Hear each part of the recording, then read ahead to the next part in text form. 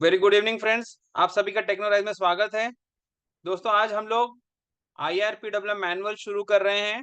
और दोस्तों जैसा कन्वेंशनली हमने पिछले बैच में भी किया था वैसे अभी भी हम करेंगे। Instead of starting with chapter number one से स्टार्ट करने की जगह हम लोग चैप्टर नंबर 2 से स्टार्ट कर रहे हैं। उसके पीछे रीजन है। रीजन उसके पीछे बहुत बेसिकली यही है दोस्तों कि जो चैप्टर नंबर 1 जब हम पढ़ते हैं तो क्योंकि उसमें सारा का सारा ड्यूटीज एंड इंस्पेक्शन के बारे में बात होती है, तो वो सारे का सारा कंटेंट तो आपके मैनुअल में जगह जगह पर जो है उसी चीज को समराइज करके ड्यूटीज और इंस्पेक्शन वगैरह के बारे में चैप्टर 1 में बताया जाता है। तो डिफिकल्ट होता है हमको डायरेक्टली चैप्टर नंबर 1 पढ़ने में जब हमको बाकी चीजों के बारे में आइडिया नहीं होता। इस वजह से हम लोग क्या करते हैं, चैप्टर नंबर 2 से स्टार्ट करते हैं, सो दैट जब सारी की सारी चीज हो जाएंगे तो हम लोग लास्ट में चैप्टर नंबर 1 में आएंगे। ये हमारी स्ट्रेटेजी है and it works very well. ठीक है नहीं, तो आपको चैप्टर नंबर 1 समझने में फिर बाद में आसानी होती है। इस वजह से हम लोग चैप्टर नंबर 2 से हमने स्टार्ट किया। Okay, so without further delay अभी हम लोग स्टार्ट करेंगे चैप्टर नंबर 2। ठीक है, सबसे पहले दोस्तों यहाँ पर दिया है para 201।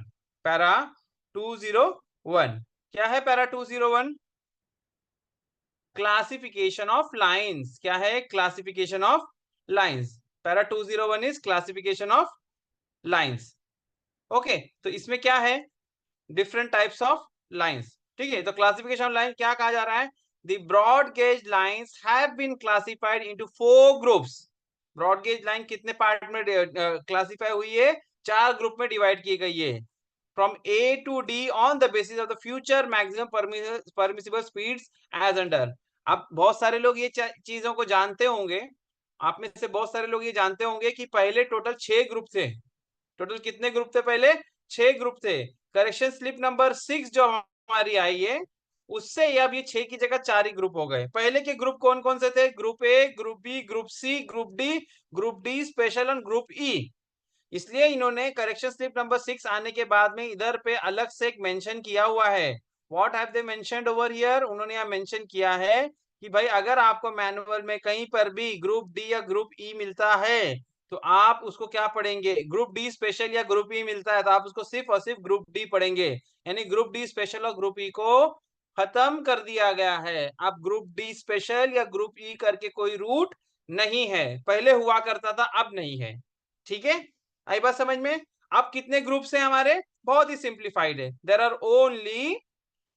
Only 4 groups. That is group A speed up to 160 kmph, speed up to 160 kilometre per hour, group A हो गया। Speeds up to 130 kilometre per hour, group B हो गया। फिर उसके बाद में ग्रुप सी कौन सा है आपका? ग्रुप सी में जरा ध्यान देना लोग। हाँ, ग्रुप सी में एक चीज को ध्यान देना है। ग्रुप सी हम लोग क्या याद रखते हैं पता है क्या? हम याद रखते हैं कि सबअर्बन सेक्शन। हम क्या याद रखते हैं? हम सबअर्बन सेक्शन याद रखते हैं। क्या ग्रुप सी सबअर्बन सेक्शन? नहीं, सबअर्बन सेक्शन बहुत जगह हो गई जिसको जो लोकल ट्रेन हमारी जो चलती है। हमारे देश में कई ऐसे शहर है जहां पर ऐसी ट्रेनें चलती है। लेकिन ग्रुप सी किसको कहता है मेरा मैनुअल? तो उसमें स्पेसिफिक लोकेशन है। स्पेसिफिक लोकेशन है। क्या है वो? मुंबई, दिल्ली, चेन्नई एंड कोलकाता। सिर्फ 4 जगह की जो सबअर्बन ट्रेन होंगी वहां के लिए क्या कहते हैं? उसको सबअर्बन सेक्शन। वो ग्रुप सी में आता है। सबअर्बन सेक्शन और भी जगह हो सकते हैं, लेकिन मुंबई, दिल्ली, चेन्नई और कोलकाता का जो सबअर्बन सेक्शन है उसको अलग से डिफाइन किया गया है ग्रुप सी में। अलग से क्लासिफाई किया गया। इनफैक्ट डिफाइन नहीं, क्लासिफाई किया गया। अलग से उसे क्या किया गया है? क्लासिफाई किया गया है। आई बात समझ में? तो ये है हमारा group C. Group A speed up to 160 kmph। पूरे इंडिया में जहां पर भी जो रूट होगा ग्रुप ए 160 kmph के तक स्पीड वाला होगा। Group B all over India जहां पर भी speed route section speed 130 kmph तक होगी, ग्रुप बी होगा।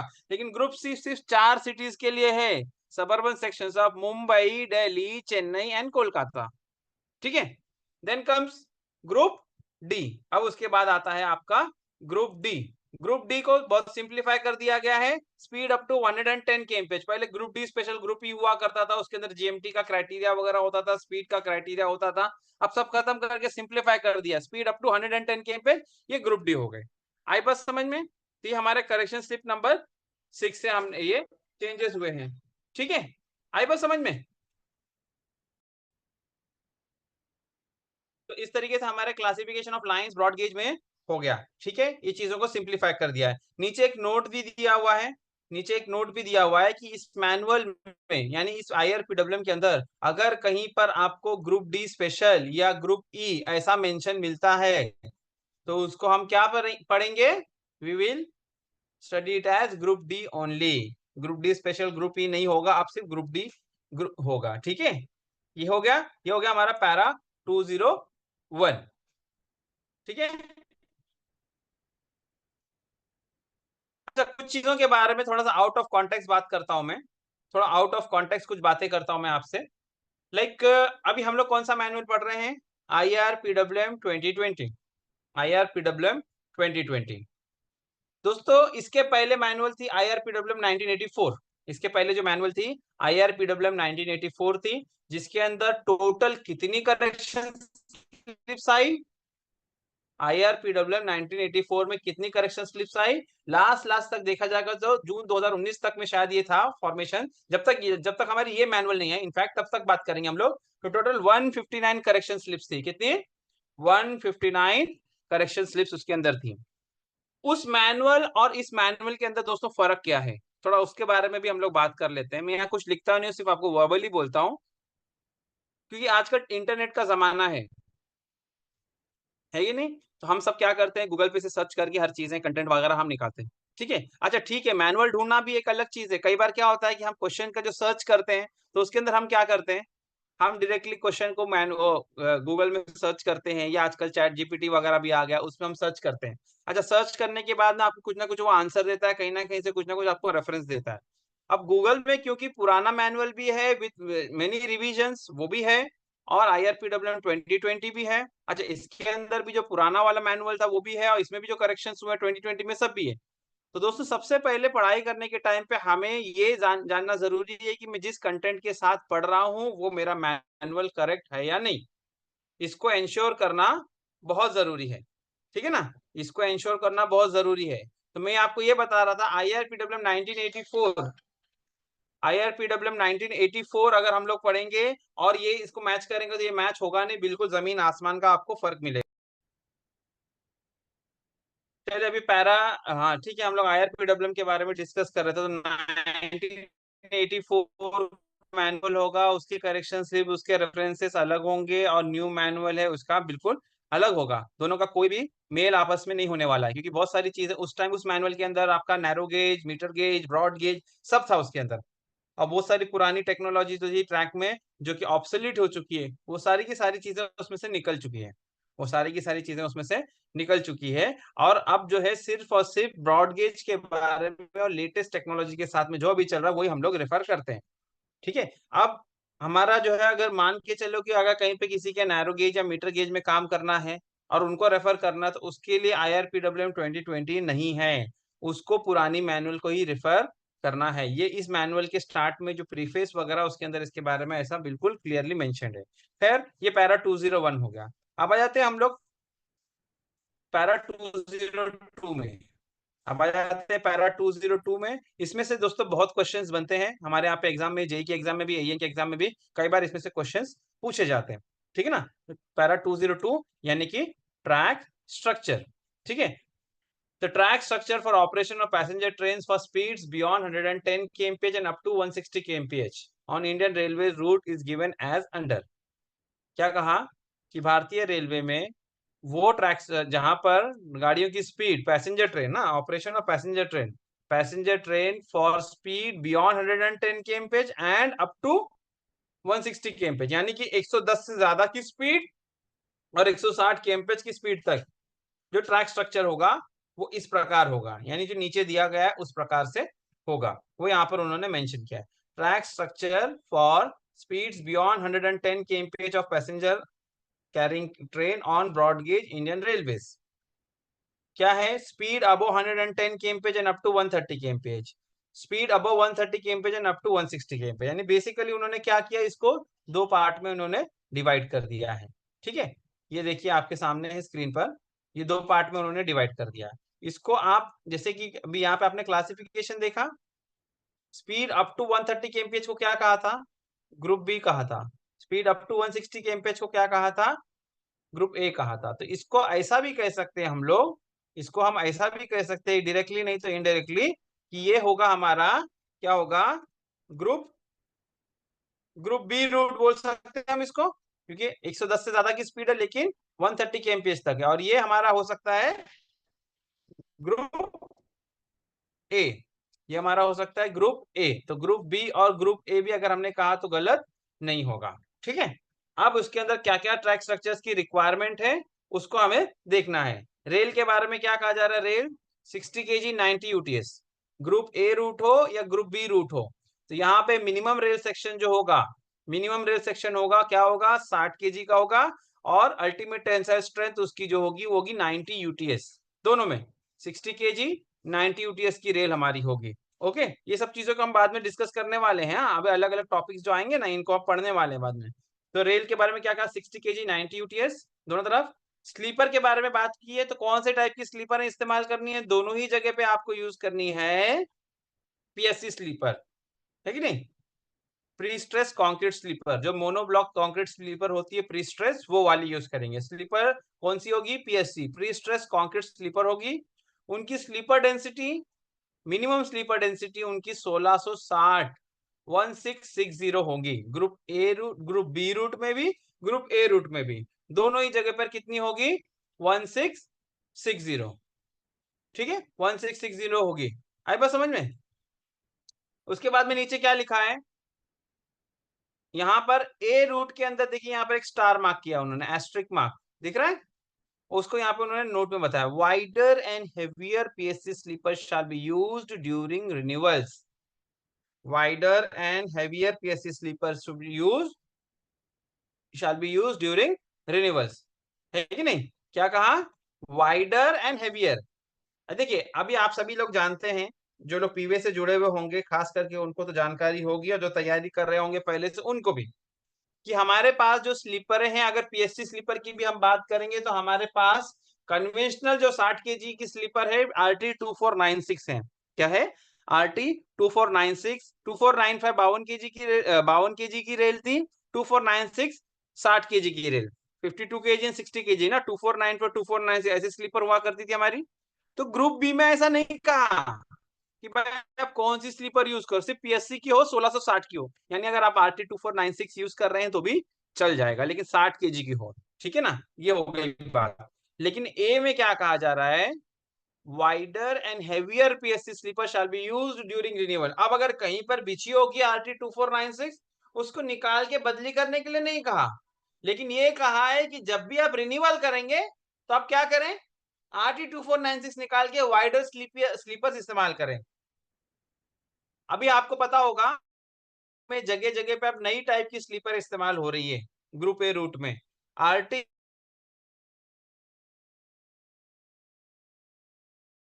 RT एक मिनट भूल गया नंबर, RT 8746 आई गेस, शायद यही है नंबर। ये दोनों स्लीपर है, वाइडर स्लीपर से। अच्छा, इनकी खासियत क्या है?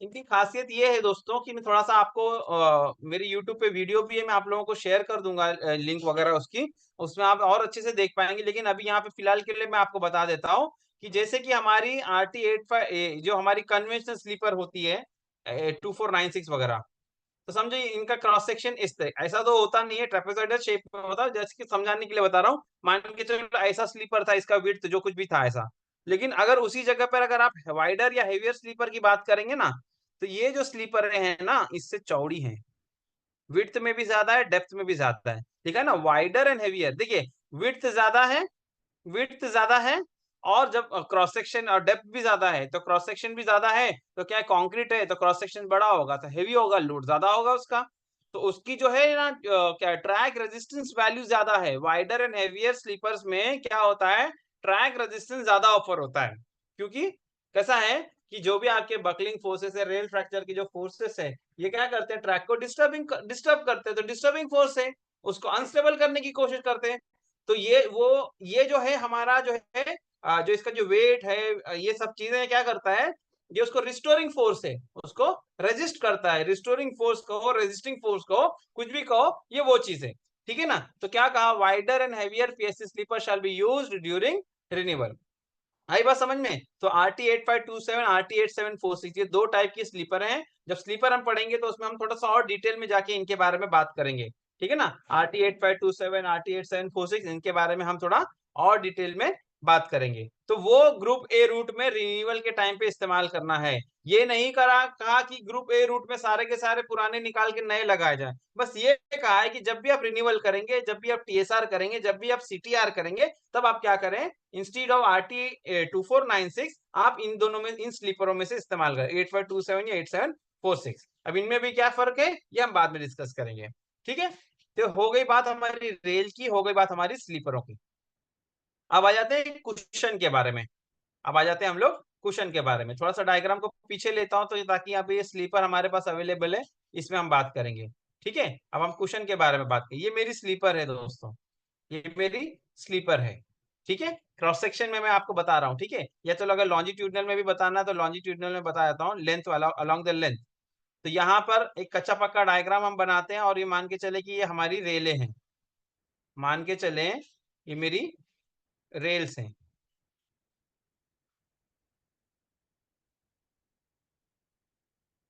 ठीक है। कच्चा पक्का डायग्राम है, it is not perfect, not to scale, just for understanding.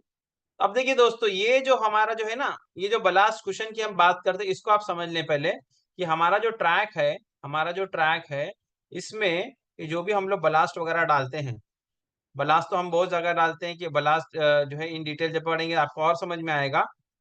एक मिनट, सॉरी, यस, ऐसा। ठीक है। तो अब यहाँ पर ये जो नीचे का हिस्सा होता है ये कुछ इस प्रकार से होता है।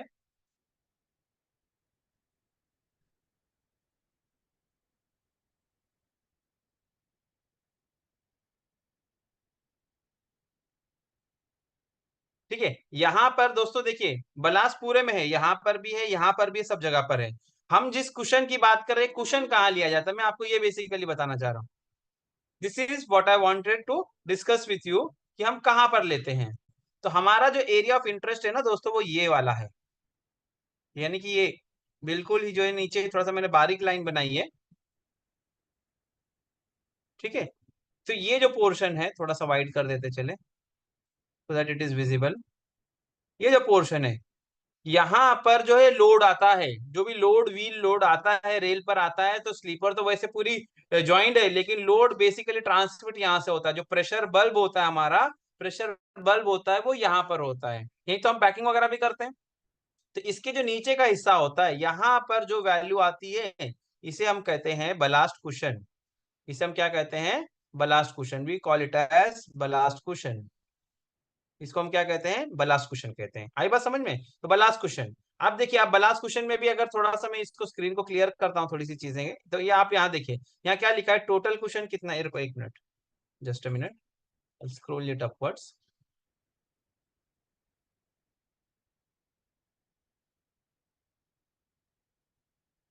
ये देखिए क्या लिखा है, टोटल कुशन कितना, 300, उसमें से clean 150, total 350, clean 150।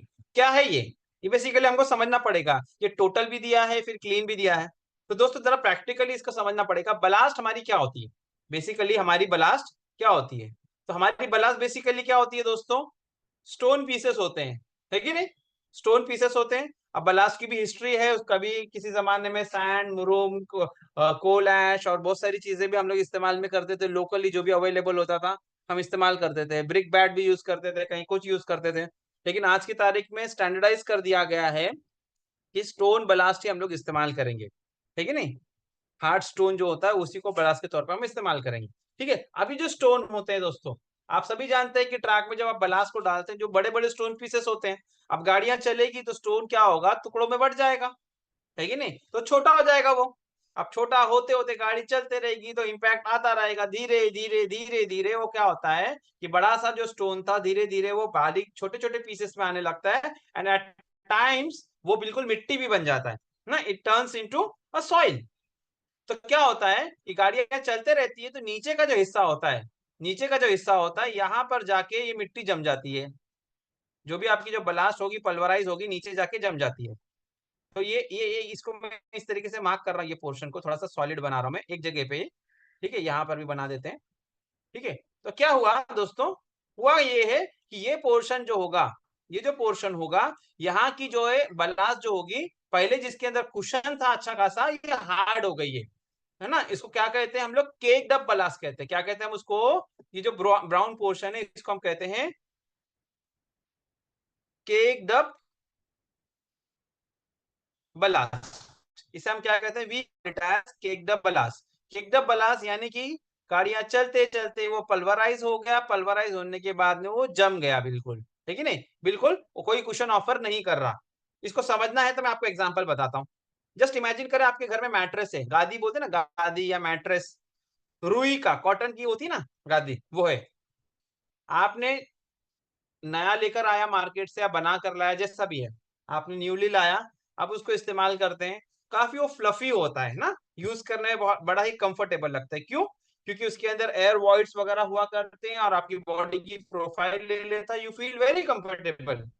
But what happens, इस्तेमाल करते करते, आप उसको इस्तेमाल करते करते क्या होता है, हमारे बॉडी की वेट की वजह से वो थोड़ा सा कॉम्पैक्ट, इनिशियली जब आपने उसको लाया था तो वो इस तरीके से इतना फ्लफी था, अब क्या हुआ, अब वो इतना हो गया या इससे भी कम हो गया।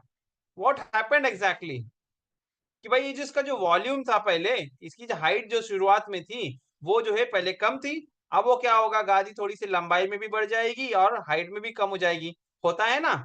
तो क्या हुआ, इसके अंदर से वॉइड्स निकल गए, तो जो कुशन नहीं दे रहा, अब उसी मैट्रेस के ऊपर, उसी गादी के ऊपर जब आप अभी आराम करोगे तो आपको कंफर्ट की जगह डिस्कंफर्ट होगा, बॉडी पेन होने लगेगी। क्यों? क्योंकि कुशन नहीं है।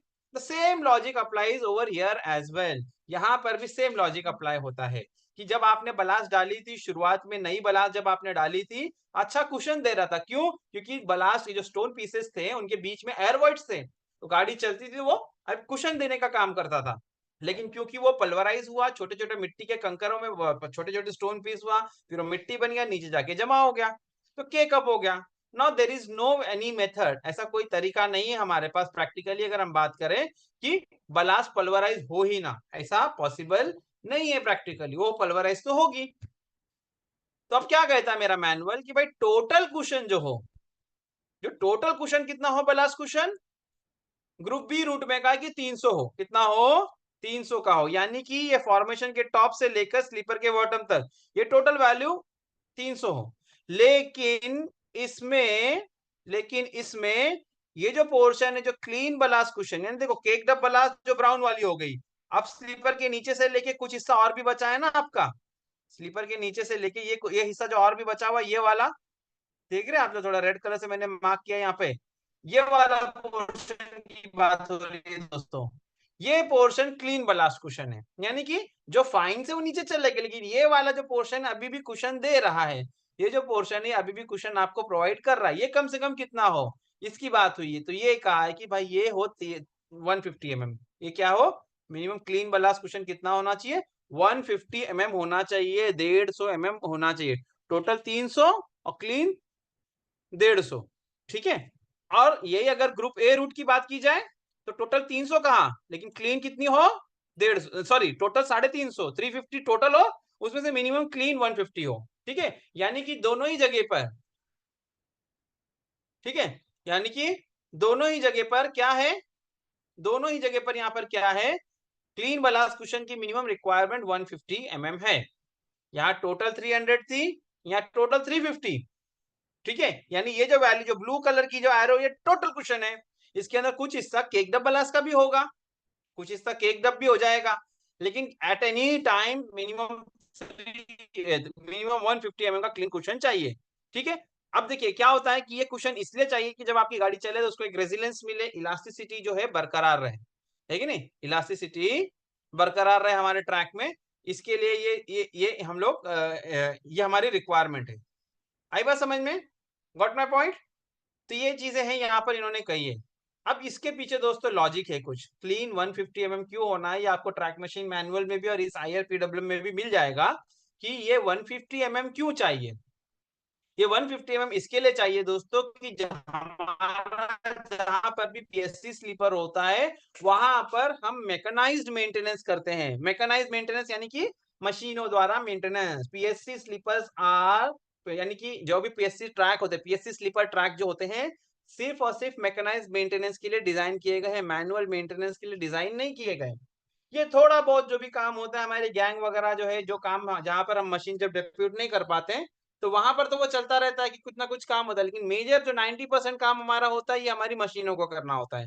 ठीक है ना? तो उसके जो आपने देखा होगा टैंपिंग मशीन, ड्यूमेटिक बोलो, सीएसएम बोलो, टैंपिंग एक्सप्रेस बोलो या यूनिमेट बोलो, कोई भी, ये सारी की सारी क्या है आपकी, अभी पीसीटीएम आ गई है, बहुत सारी मशीनें आ गई है, ये सारी की सारी मशीन अल्टीमेटली टैंपर कैटेगरी में आती है, जो टैंपिंग करती है कि नहीं? टैंपिंग करती है। तो ये जो मशीनें होती है इनके जो टैंपिंग टूल्स अंदर पेनिट्रेट करने पड़ेंगे बलास्ट में, तब जाके पैकिंग करेंगे। तो टैंपिंग टूल को जाने के लिए मिनिमम 150 mm का क्लीन बलास्ट कुशन चाहिए। Otherwise what will happen, either the tamping tool जो होगा वो टूट जाएगा, या फिर ये हो सकता है कि जब टैंपिंग टूल इंसर्ट किया और जो है उतना कुशन नहीं है, वो हार्ड पोर्शन में चला गया केक द ब्लास्ट में, तो what will happen, track will get lifted to some extent.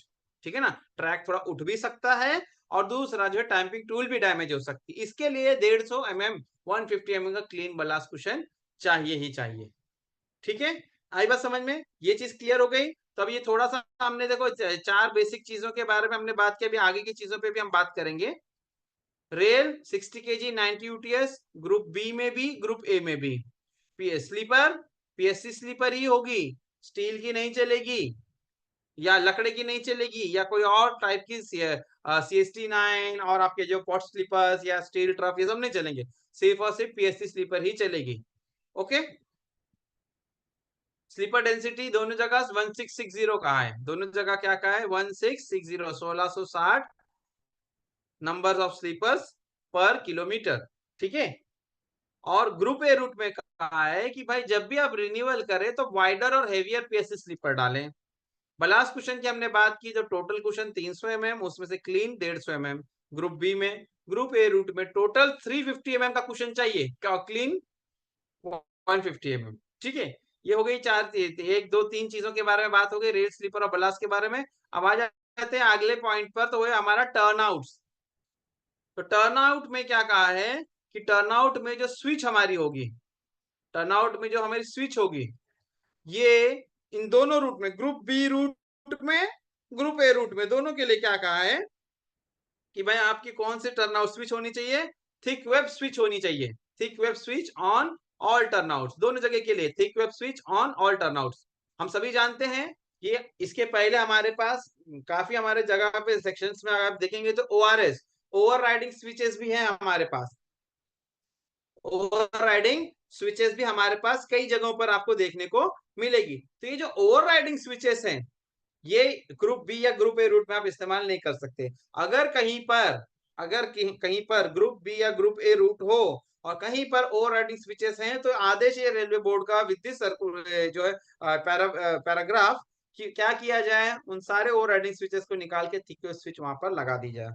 Thick web switch के एडवांटेजेस दोस्तों बहुत आपको अच्छी तरह से पता है, हम इसके लिए एक स्पेशल सेशन अलग से ले लेंगे जिसमें हम सिर्फ और सिर्फ थिक वेब स्विच के बारे में बात करेंगे। ठीक है? अभी के लिए इतना समझ लें, अभी के लिए इतना समझ लें कि थिक वेब स्विच की लाइफ ज्यादा होती है, उसके अंदर वेयर एंड टेयर भी कम होता है, अगर सही तरह से उसको मेंटेन किया तो सालों सालों चलती है। उसका जो है टंगरेल वगैरह टूटने के चांसेस जो नॉर्मली आपके कन्वेंशनली इसमें होता है, क्या कहेंगे हमारे ओवरराइडिंग स्विच में, वो सारी की सारी प्रॉब्लम्स यहाँ पे एलिमिनेट हो जाती है। तो ठीक है, तो स्विच थिक वेब स्विच हो ऑल टर्नआउट्स में।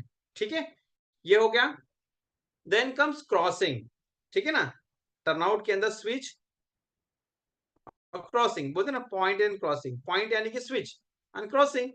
ठीक है, अब क्रॉसिंग के बारे में क्या कहा है, क्रॉसिंग कौन सी होगी हमारे पास, CMS, cast manganese steel crossing, CMS crossing. अब बिल्टअप का जमाना चला गया, सीएमएस क्रॉसिंग के बारे में ही बात होती है। तो ग्रुप बी में कहा है कि सीएमएस क्रॉसिंग हो, और ग्रुप ए में क्या कहा, वेल्डेबल सीएमएस क्रॉसिंग। अब दोनों में फर्क है दोस्तों, दोनों में फर्क है। देखिए दोस्तों, बिल्टअप क्रॉसिंग में कुछ फायदे भी थे, लेकिन नुकसान भी मतलब डिसएडवांटेजेस ज्यादा थे। बिल्टअप क्रॉसिंग में ये था कि बिल्टअप क्रॉसिंग जब हम बनाते थे तो बिल्टअप क्रॉसिंग जो है रेलों को, जो हम अपने फील्ड में तो नहीं लेकिन फैक्ट्रियों में रेलों को अलग अलग प्रोफाइल देके बेंड करके विंग रेल बनाई जाती थी, विंग बनाए जाते थे, विंग रेल्स बनाई जाती थी। फिर दो रेलों को मशीनिंग करके जो है पॉइंट बनाया जाता था, वी रेल जिसको बोलते थे, उसमें एक पॉइंट रेल और एक स्प्लाइस रेल, इस तरीके से होता था। अच्छा, उसको क्या, उसके साथ प्रॉब्लम क्या थी, उनके साथ प्रॉब्लम ये थी कि विंग रेल और पॉइंट रेल वगैरह ये सब जो है अलग अलग आती थी। फील्ड में लोग जो है ब्लॉक्स वगैरह लगा के, बोल्ट वगैरह लगा के उसको टाइटनिंग करते थे।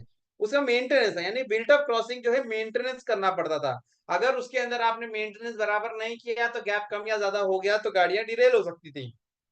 ये उनके साथ इश्यूज थे, यानी कि मेंटेनेंस बहुत लगता था उन क्रॉसिंगों में। अब क्या किया, हमारा एक प्रोफाइल फिक्स है भाई, हमको यही चाहिए, तो हमने क्या किया, हमने एक नई क्रॉसिंग बनाई जिसको कास्ट कर दिया वही प्रोफाइल में, उसको हम कहते हैं कास्टेड। तो क्या है यहाँ पर, कास्ट मैंगनीज स्टील, सीएमएस यानी कि कास्ट मैंगनीज स्टील। मैं लिख देता हूँ सीएमएस का फॉर्म, आपके मैनुअल में सारी की सारी चीजें हैं वैसे। Cast manganese steel, CMS crossing का फुल फॉर्म है कास्ट मैंगनीज स्टील। ओके, तो सीएमएस क्रॉसिंग इस्तेमाल करने के लिए कहा है ग्रुप बी में। अच्छा, अब आ जाते हैं ग्रुप ए में, कहा है वेल्डेबल सीएमएस क्रॉसिंग।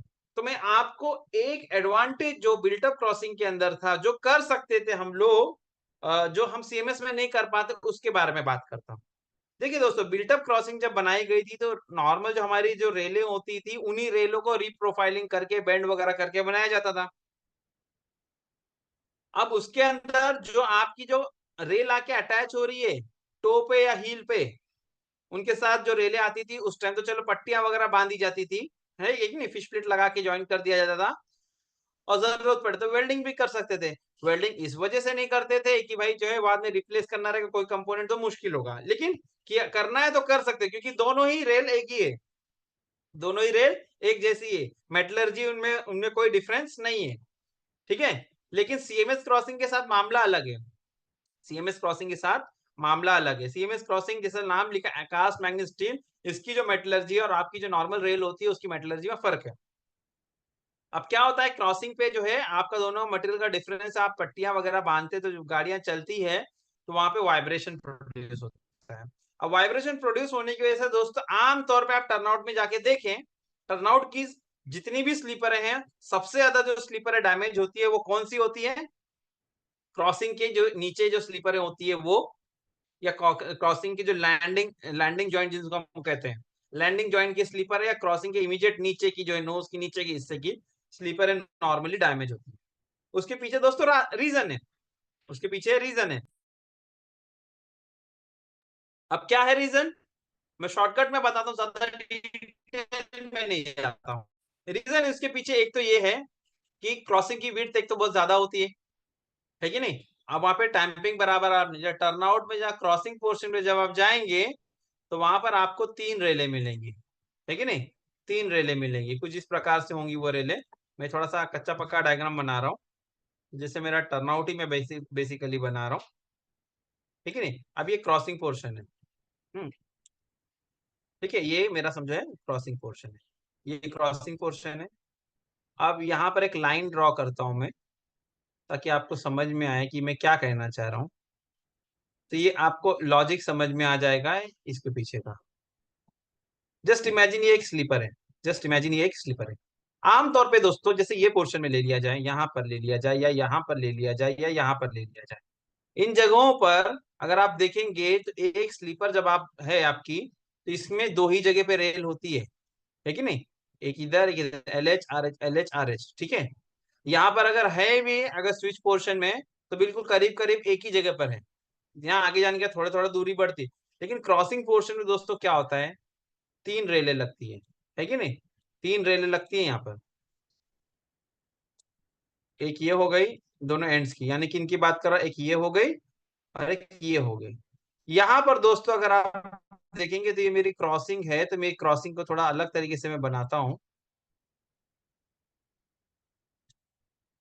कुछ इस तरीके से मैंने यहाँ पे इसको बना दिया, ठीक है ना, इस तरीके से। यानी कि इसमें ऐसा अरेंजमेंट होता है कि या तो गाड़ी इन दोनों पे चलेगी या तो इस पे चलेगी, है ये नहीं, ऐसे ही होता है ना। तो बेसिकली अगर स्लीपर की अगर आप बात करेंगे तो जब लोड आता है तो लोड पॉइंट ऑफ व्यू अगर मैं बात करूंगा तो what happens, load point of view बात करेंगे हम लोग तो यहाँ पर एक, यहाँ पर ये तीन जो जगह मार्क किया ना मैंने, ये तीन जगह पर पैकिंग करनी पड़ती है। इन तीन जगहों पर हमको क्या करना पड़ता है, पैकिंग करना पड़ता है। अब आप जो है एक तो इसकी विड्थ ज्यादा है, पैकिंग सही से हो नहीं पाती, जगह कम होती है, एक प्रॉब्लम ये। तो पैकिंग दोस्तों यहाँ अच्छे से हो जाती है ना, ये पॉइंट पे पैकिंग अच्छे से हो जाएगी आपकी, यहाँ भी हो जाएगी। अगर कहीं पैकिंग सही से नहीं होती तो वो यही जगह है।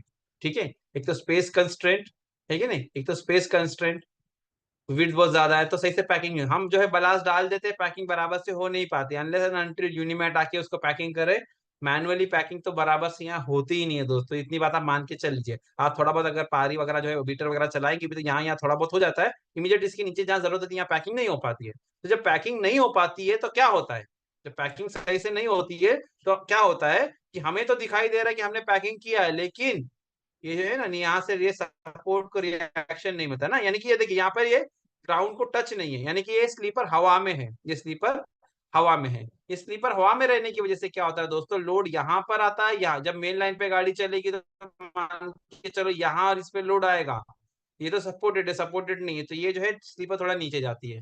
इसी तरह जब यहाँ पर लूप में गाड़ी चलती है तब भी ऐसे ही होता है कुछ। तो अल्टीमेटली होता क्या है कि स्लीपर मेरी जो है ना हवा में रहने की वजह से, ये मेरी स्लीपर हवा में होने की वजह से धीरे धीरे क्या हो जाती है कि स्टार्ट गेटिंग क्रैक, और वो इस तरीके से होके यहाँ पर दरारें नीचे की तरफ आ जाती है, ये आप लोगों ने देखा होगा, है कि नहीं। It is because of improper packing.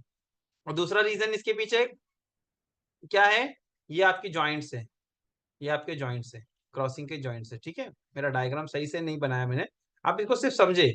यहाँ पर आप देखिए हर जगह आप फिश प्लेटेड ट्रैक में जाए, जहां पर भी आप जॉइंट बांधते तो फिश प्लेट में नॉर्मली 6 mm के आसपास का गैप दिया था, लेकिन क्रॉसिंग के जो हील में, ये टो में और हील में जितने भी हमारे जॉइंट्स होते हैं सारे के सारे मशीन्ड जॉइंट कहते हैं हम उसको, मशीन जॉइंट होना चाहिए ना। What is mean by machine joint, basically machine joint का मतलब होता है दोस्तों कि गैपलेस जॉइंट। क्या, गैपलेस जॉइंट, क्योंकि जितना जॉइंट में गैप ज्यादा होगा उतना वाइब्रेशन होगा, जितना वाइब्रेशन होगा उतना ये जो है स्लीपर है टूटने लगेगी, है कि नहीं, लॉजिक ये है। अच्छा, दोनों की मेटलर्जी अलग है, इसके लिए हम लोग थोड़ा दिन में आप इसको टाइटनिंग वगैरह करते हैं, थोड़ा दिन बाद फिर ऐसी कुछ ना कुछ गैप डेवलप हो जाता है, कुछ ना कुछ होता है, तो मेरी स्लीपर डैमेज होती है। अल्टीमेटली ट्रैक पैरामीटर गड़बड़ होता है, बराबर, डैमेज होता है, नुकसान होता है। तो अब ये सोचा गया कि भाई इनको वेल्ड किया जाए, क्या किया जाए, इनको वेल्ड किया जाए, वेल्डिंग कर दी जाए इनकी। तो जब वेल्डिंग करने की बात आई, जब बात वेल्डिंग करने की आई तो क्या हुआ, व्हाट हैपेंड, तो वेल्डिंग करने के टाइम हुआ ऐसा कि आप ये सीएमएस क्रॉसिंग का मटेरियल अलग है, रेल की अलग है, वेल्डिंग नहीं कर सकते। तो अब ये जो मेरी वेल्डेबल सीएमएस क्रॉसिंग है ना, मैं इसकी बात कर रहा हूँ दोस्तों, ये जो मेरी वेल्डेबल सीएमएस क्रॉसिंग है इसकी खासियत यही है कि इसमें क्या किया गया कि जो आपकी जो कन्वेंशनल जो क्रॉसिंग होती है उसी का हिस्सा थोड़ा सा आगे बढ़ाकर, वो जो है एंड होता है जो थोड़ा सा लेंथ 2-2 मीटर एक्स्ट्रा होती है, वो उसके अंदर कन्वेंशनल रेल उसमें अटैच होती है। ठीक है ना, कन्वेंशनल रेल उसकी अटैच होती है, तो जॉइंट यहाँ ना बंध के, जॉइंट ये जो जगह पे जहां पे हमने मार्क किया था ब्लैक कलर से, यहाँ ना बंध के जॉइंट हमारा कहीं यहाँ पर बनेगा, यहाँ पर। तो ये एक्स्ट्रा लेंथ जो होगा ये यहाँ पर, और इसी तरीके से यहाँ पर भी, तो ये जो एक्स्ट्रा पार्ट होगा ये एक्स्ट्रा रेल होती है हमारी क्रॉसिंग के अंदर ही, रेस अटैच होगी। तो हम क्या करेंगे, इंस्टीड ऑफ यहाँ पे पट्टी बांधने के हम क्या करेंगे, यहाँ पर वेल्डिंग कर देते हैं।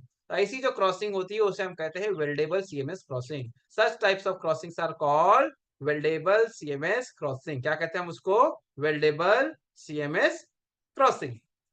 आई बात समझ में, इसको बोलते हैं वेल्डेबल सीएमएस। तो ग्रुप ए रूट में वेल्डेबल सीएमएस क्रॉसिंग ही हमें इस्तेमाल में लेना है। ठीक है, अब बात करते हैं हम लोग एसईजे की। एसईजे हमारी कौन सी हो, इम्प्रूव्ड टाइप। ठीक है, ऑर्डिनरी एसईजे नहीं चलेगी, इम्प्रूव्ड एसईजे हमारी होती है, खास करके आजकल जो टू गैप एसईजे आ रही है ना हमारी, उस एसईजे की यहाँ पर बात हो रही है, उस एसईजे की यहाँ पर बात हो रही है, तो हम उसको देख लेंगे। ठीक है, इम्प्रूव्ड एसईजे। फिर बाद में आगे बात करते हैं हम लोग ब्रिज स्लीपर्स। जहां पर भी ब्रिज हो गई तो वहां पर आपके जैसे कि बलास्टलेस ट्रैक जहां पर होता है उसकी बात चल रही है, बलास्टेड होगा तो वहां कोई दिक्कत नहीं, आपकी जो कन्वेंशनल स्लीपर होगी वैसे ही होगा, बलास्ट वगैरह पड़ेगी, सब पड़ेगी। लेकिन ब्रिज स्लीपर वहां की बात हो रही है जहां पर गर्डर ब्रिज है, बलास्टलेस ट्रैक है ना, बलास्टर्स ट्रैक है। तो वहां पर कौन सी स्लीपर इस्तेमाल करें? अभी आज की तारीख में हम लोग कौन सा इस्तेमाल कर रहे हैं? आज की तारीख में हम लोग कौन सा, यानी कि कन्वेंशनल हम लोग कौन सा नॉर्मली यूज करते हैं जहां पर गर्डर होती है? तो वी यूज चैनल स्लीपर्स। हम क्या इस्तेमाल करते हैं? We use channel sleepers. एक minute, we use channel sleeper. तो यहाँ पर चैनल स्लीपर इस्तेमाल करने के लिए नहीं कहा। चैनल स्लीपर इस्तेमाल करने के लिए क्या कहा है? क्या नहीं, चैनल स्लीपर के बारे में नहीं कहा, सॉरी, चैनल स्लीपर के बारे में नहीं कहा है। ठीक है, किसके क्या यूज करना है? एच बीम स्लीपर या कॉम्पोजिट स्लीपर्स। ठीक है, एच बीम स्लीपर या कॉम्पोजिट स्लीपर। ठीक है, एच बीम स्लीपर उस पर भी मैंने एक वीडियो बनाई है, हम देख लेंगे उसको बाद में। एच बीम स्लीपर में सबसे बड़ा फायदा दोस्तों क्या होता है कि उसमें जो है ना फिटिंग्स वगैरह, यानी रेल वगैरह बदली करना है, फिटिंग वगैरह बदली करना बड़ा आसान होता है। Maintenance point of view H beam sleeper बहुत अच्छी होती है। चैनल स्लीपर के अंदर क्या होता है कि रेल आप जो है क्लीट से बांधते हो उसको, तो रेल बदली करना तो सारी की सारी क्लीट आप ओपन करो, लूज करो, फिर बाद में उसको निकालो, यानी बहुत मुश्किल काम होता है। चैनल स्लीपर में रेले बदली करना, रबर पैड बदली करना जरा मुश्किल काम है। लेकिन एच बीम स्लीपर में जो है बहुत आसान है। जैसे आपके कन्वेंशनल जो है ट्रैक होता है, बलास्टर ट्रैक में किस तरीके से फिटिंग्स होती है, ईआरसी आपकी लगती है, वैसे ही यहाँ पर भी अरेंजमेंट होता है। थोड़ा सा फर्क लाइनर में होता है और ईआरसी का जो मैकेनिज्म लगाने का वो है, यानी कि हम लोग क्या कहते हैं, रेल फ्री फास्टनिंग जिसको हम कहते हैं, है ना, यानी जीरो टोलरेंस फास्टनिंग वगैरह हम लोग देते हैं यहाँ पर। तो ब्रिज यहाँ पर कौन सी स्लीपर है आप इस्तेमाल करेंगे ब्रिज पोर्शन में? तो आप यूज करेंगे एच बीम स्लीपर या composite sleeper. As the name suggest, जब कॉम्पोजिट की बात आती है तो दो अलग अलग चीजों का मेल होता है। तो यहाँ पर भी जो है कॉम्पोजिट स्लीपर जो है ना, तो ये आपकी बेसिकली क्या होती है? कॉम्पोजिट स्लीपर आपकी, एच बीम तो आपकी स्टील स्लीपर हो गई, एच बीम आपकी स्टील स्लीपर हो गई। कॉम्पोजिट स्लीपर कॉम्पोजिट मटेरियल होता है जो हम लोग इस्तेमाल में लेते हैं। तो ये जो कॉम्पोजिट स्लीपर होता है बेसिकली दिखता है लकड़ी के जैसा है, वुडन स्लीपर के जैसा दिखाई देता है। यानी इसके अंदर सॉ वगैरह करने के लिए ना, ड्रिल वगैरह करना जैसे लकड़ी में वो आप कर सकते हैं, उसी टाइप का मटेरियल होता है। लेकिन ये कॉम्पोजिट है, ये लकड़ा नहीं है। तो एच बीम या कॉम्पोजिट स्लीपर को इस्तेमाल करना है ग्रुप बी या ग्रुप ए रूट में, दोनों जगह के लिए सेम चीज का है। ठीक है, अब आगे बढ़ते हैं हम लोग। अब बात करते हैं हम लोग लेवल क्रॉसिंग की। अब बात करते हैं हम लोग लेवल क्रॉसिंग की। तो लेवल क्रॉसिंग में क्या कहा कि ग्रुप बी रूट में जितने भी लेवल क्रॉसिंग्स होंगे सारे के सारे इंटरलॉक्ड हों। ग्रुप बी में सारे के सारे लेवल क्रॉसिंग्स हमारे कैसे हो? तो इंटरलॉक्ड हो। ठीक है, और ग्रुप ए में क्या कहा? ग्रुप ए में तो स्ट्रेट फॉरवर्ड कहा कि भाई एक भी लेवल क्रॉसिंग ना हो। क्या कहा? ग्रुप ए रूट में there should not be any level crossing. Interlocking non interlocking का सवाल ही नहीं उठता, सीधे लेवल क्रॉसिंग ही ना हो। तो जहां पर अगर कहीं पर हो तो उसको फेज्ड मैनर में निकालना है कि नहीं? तो यही है, ग्रुप बी रूट में इंटरलॉक लेवल क्रॉसिंग हो, ग्रुप ए रूट के अंदर there should not be any level crossing. अब बात करते हैं आगे हम लोग फेंसिंग की। फेंसिंग की बात करते हैं तो दोनों ही जगह पर क्या कहा है कि भाई fencing all along the track, fencing all along the track.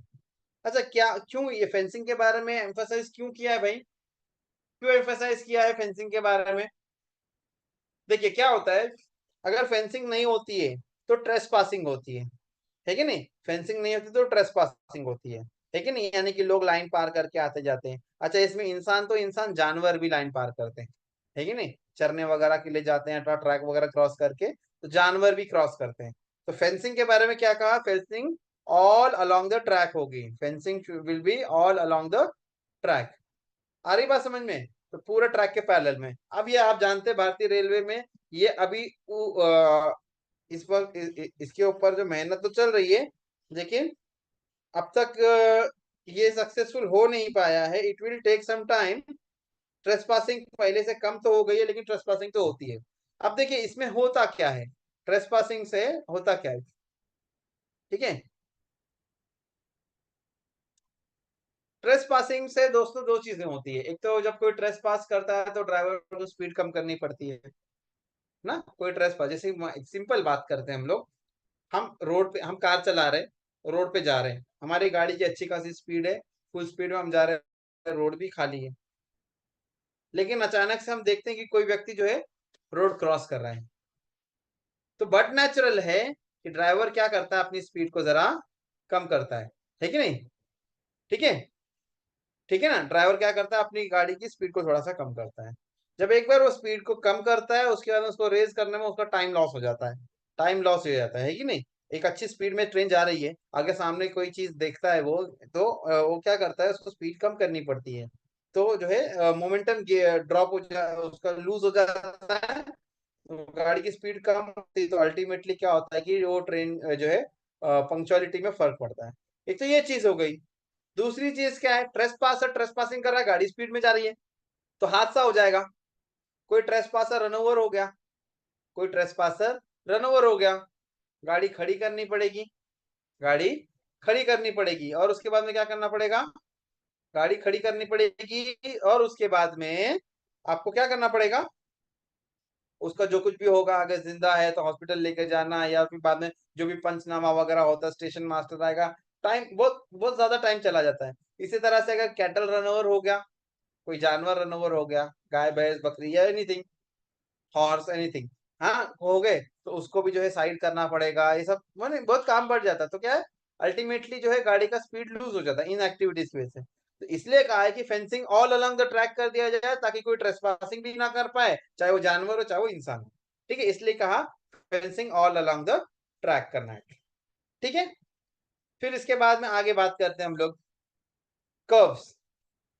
क्या, कर्व्स, क्या कहा, all the curves shall be suitably realigned and proper transition length shall be provided। क्या कहा, देखिए हमारे यहाँ पे पहले अगर आप बात करेंगे, पहले की अगर आप बात करेंगे, तो पहले हमारा जो मैक्सिमम कैंट था वो 165 mm था, और अब कितना है, 185 mm। आप लोगों ने में से अगर कुछ लोगों ने अगर पहले से तैयारी कर रहे होंगे तो आपने ध्यान दिया होगा, तो करेक्शन स्लिप नंबर 10 के पहले क्या लिखा था इस पैराग्राफ में। वहां पर ऐसा मेंशन किया गया था कि जहां पर भी जो कर्व होंगे ग्रुप ए और बी में, जहां पर पॉसिबल हो, भले मैक्सिमम कैंट उस टाइम 165 mm था, पहले भले कैंट मैक्सिमम उस टाइम 165 mm था मैक्सिमम कैंट, लेकिन ये कहा था जहां पर मुमकिन है, जहां पर पॉसिबल है, आप ट्रांजिशन कर्व जो है 185 mm के हिसाब से बनाएं। ठीक है, देखिए स्पीड ज्यादा तो कैंट की रिक्वायरमेंट ज्यादा, कैन की रिक्वायरमेंट ज्यादा, तो क्या होगा, ट्रांजिशन लेंथ आपकी बढ़ जाएगी, ट्रांजिशन कर्व की लेंथ बढ़ जाएगी। है कि नहीं, सिंपल लॉजिक है, ट्रांजिशन कर्व की लेंथ बढ़ जाएगी तो ट्रांजिशन लेंथ बढ़ जाएगी। तो उस वक्त ये कहा था कि भाई 165 mm कैंट भले है मैक्सिमम परमिसिबल, लेकिन आप 185 mm कैंट के हिसाब से ट्रांजिशन लेंथ को डिजाइन करें। उसी वक्त समझ में आ गया था कि आगे जाके कैंट की वैल्यू शायद बढ़ने वाली, तो एक उन्होंने होमवर्क दे दिया था कि भाई आपका जहां पर पॉसिबल आप कैंट को 185 mm कर लें। अब उसके बाद में करेक्शन स्लिप नंबर 10 आई, अब उसके बाद करेक्शन स्लिप नंबर 10 आई, उसमें अब क्या क्लियर कट कर दिया, all the curves shall be suitably realign, जितने भी कर्व हैं उनको सुटेबली रीअलाइन किया जाए। रीअलाइन करके क्या करें, ठीक है, तो shall be suitably realigned and proper transition length shall be provided, proper transition length provide किया जाए। आई बस, all the curve shall be suitably realigned and proper transition length shall be provided। Maximum permissible cant of 185 mm can be provided in the section so that speed potential on curves is fully exploited। तो क्या कहा यहाँ पर, क्या कहते हैं कि group A और ग्रुप बी रूट में क्या है, सारे जो कर्व्स होंगे उसको सुटेबली रियलाइन किया जाए और प्रॉपर ट्रांजिशन लेंथ उसको दिया जाए। मैक्सिमम परमिसिबल कैंट कितना है, 185 mm, तो maximum permissible cant of 185 mm can be provided in the section so that speed potential on curves is fully exploited. क्या कहा, मैक्सिमम परमिसिबल कैंट 185 mm, जहां पर पॉसिबल होगा मैक्सिमम परमिसिबल कैंट 185 mm दे दिया जाए, ताकि कर्व पे स्पीड पोटेंशियल आप उसको एक्सप्लॉइट कर सके, पूरा उसका एडवांटेज लिया जा सके। लेकिन आगे क्या कहा, however this shall be subjected to consideration of, फिर इसमें क्या देखना है भाई, गाड़ी की स्पीड ओवर सेक्शन उसके हिसाब से तो देंगे, बस मिल रही है जगह 185 mm का कैंट दे दो ऐसा थोड़ी है। क्या गाड़ियां चल रही है, क्या स्पीड है। देखिए अभी हमारी भारतीय रेलवे के साथ अभी भी एक बहुत बड़ी प्रॉब्लम है जिसके ऊपर वर्कआउट किया जा रहा है, धीरे धीरे चीजें हमारी स्ट्रीमलाइन हो रही है। लेकिन अभी के लिए मैं बात बताता हूँ आपको। आप किसी भी रोड पर जाए हमारे देश में, नॉर्मली आपने देखा होगा, ये यहाँ तक कि आप हाईवे पर भी चले जाएं तो आप देखते होंगे, एक्सप्रेस वे होने दो, हाईवे होने दो, वहां पर आप देखेंगे कि कहीं पर जो है फरारी जैसी फुल स्पीड कार भी चल रही है 100-120 की स्पीड में, तो कहीं पर बैलगाड़ी भी होती है, कहीं पर बाइक होती है, कहीं पर ट्रक होती है। कोई व्हीकल मुश्किल से 70-80 की स्पीड पे चल रही है, कोई 40-50 पे चल रही है, तो कोई 100-120 पे चल रही है। मिक्स ट्रैफिक का कल्चर है हमारे यहाँ पे।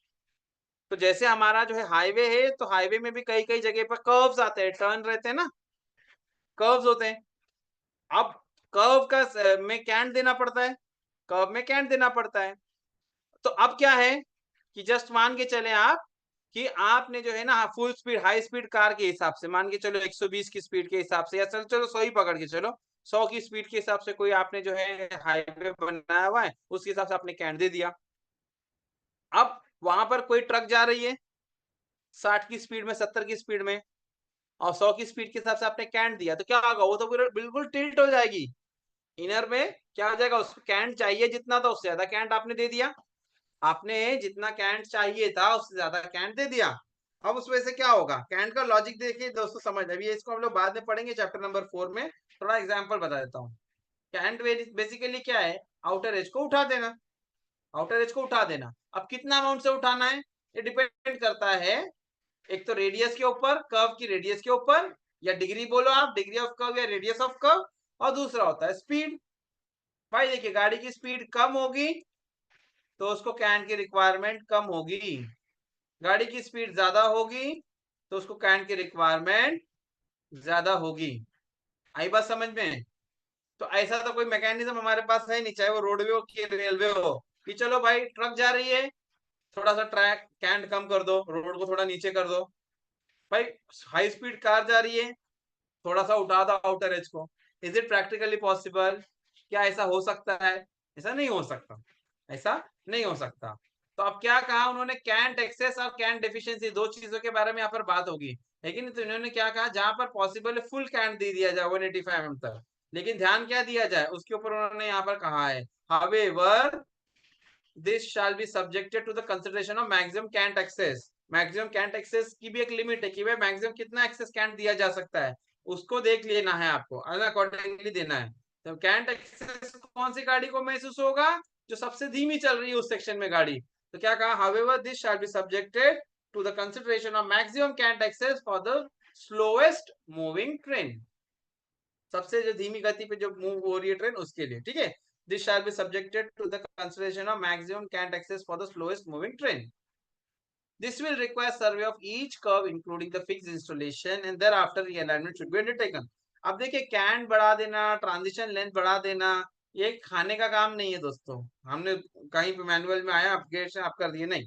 आप जब आप कैंट बढ़ाते तो ट्रेन की लीनिंग बढ़ती है, जब आपकी ट्रेन की लीनिंग बढ़ती है तो आजू बाजू में स्ट्रक्चर्स होते हैं, ओएचई मास्ट हो सकता है, बिल्डिंग हो सकती है, कोई भी स्ट्रक्चर होगा, कोई टेम्पररी होगा, परमानेंट होगा। तो क्या होता है कि वहां पर इंफ्रिंजिंग जोन में तो नहीं आ रहा है, एरोसिटी से आपको चेक करना पड़ेगा, है कि नहीं। तो ये सारे प्रैक्टिकल कंसर्न, तो यही कहा, this will require survey of each curve including fixed installation and thereafter realignment should be undertaken keeping all the constraints in view. ठीक है, अब यहाँ उन्होंने एग्जांपल बताया, with a can deficiency of 150 mm, अगर हम लोग 150 mm की कैन डेफिशिएंसी रखते हैं, क्या कहा, with a can deficiency of, with a can deficiency of 150 mm, maximum permissible speed on 1.3 degree curve कितना होगा, 160 kmph। कैन डेफिशिएंसी 150 mm रखेंगे, 1.23 डिग्री कर्व रहेगा, तो कितना होगा, 160 kmph की स्पीड जाएगी। इसी तरह से अगर 2.2 डिग्री का कर्व होगा तो 130 kmph स्पीड जा सकती है ना। किसके लिए, ये फुल कैंट आपने प्रोवाइड किया तब, corresponding to goods train speed of, क्या पकड़ा उन्होंने स्पीड गुड्स ट्रेन का, 65 kmph पकड़ा, तो ये एनालिसिस आया है। ठीक है, तो दीज आर द थिंग्स, ये कर्व के बारे में था। ठीक है, फिर आगे नीचे क्या कहा, note, in case track structure does not fulfil the above requirement, in case track structure does not fulfill the above requirement, relevant instructions of railway board would be referred। ठीक है ना, फिर अगर ट्रैक स्ट्रक्चर रिक्वायरमेंट को fulfil नहीं करता तो railway board का जो है इंस्ट्रक्शंस को फॉलो करना है। We have to follow railway board instructions. ठीक है, आई बात समझ में? Is it clear to everybody? तो this is nothing but para 202। दोस्तों इन्होंने इसको नट शेल के अंदर छोटे सा इसमें समराइज कर दिया है, लेकिन इसके अंदर exam point of view questions भी बहुत आते हैं और इसके अंदर बहुत सारी चीजें हैं। इसको अच्छे से हम लोग पढ़ेंगे। ठीक है, तो para 202 we have completed, 201 and 202 we have completed.